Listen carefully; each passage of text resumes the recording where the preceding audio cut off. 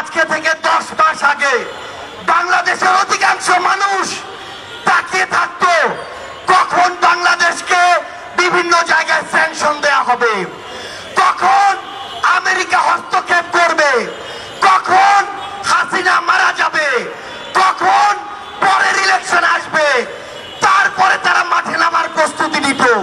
কিন্তু যেই ছাত্র জনতা রাজপথে নেমে জীবন দিয়ে এই খুনে হাসিনাকে দেশ ছাড়া করেছে, তাদের জীবনের এই যে হত্যাগুলো, এগুলোর বিচার হওয়া পূর্ব পর্যন্ত বাংলাদেশে অন্য কোনো কিছু নাম নেয়া এই অন্তর্বর্তীকালীন সরকারের মুখে মানায় না। রাজনৈতিক দলগুলো আজকে সময়ের বিবেচনায় প্রতিযোগিতায় নেমেছে, আগে সংস্কার নাকি আগে নির্বাচন।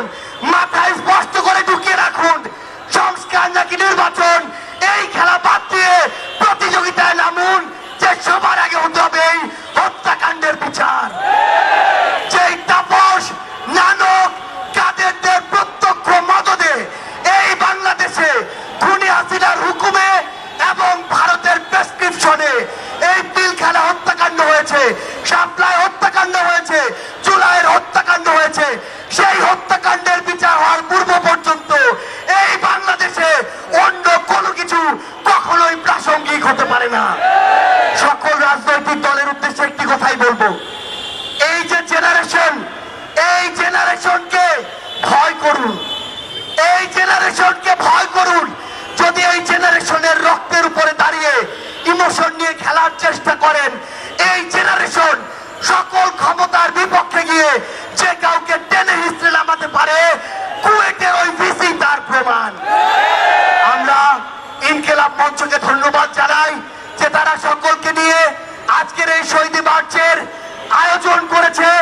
এই মঞ্চের সকল শহীদ পরিবার, সামনে থাকা সকল আহত যোদ্ধাকে সামনে রেখে একটি কথাই বলি, এই অন্তর্বর্তীকালীন সরকারের সবচেয়ে বড় লেজিটিমেসি হচ্ছে এই শহীদরা, এই শহীদদের হত্যার বিচার করার পূর্ব পর্যন্ত এই অন্তর্বর্তীকালীন সরকার যদি অন্য কোনো কিছুর চিন্তা করে, তাহলে তারা তাদের সারা জীবনের এই রক্তের দায়বদ্ধতা কখনো এড়াতে পারবে না। ইনকিলাব জিন্দাবাদ।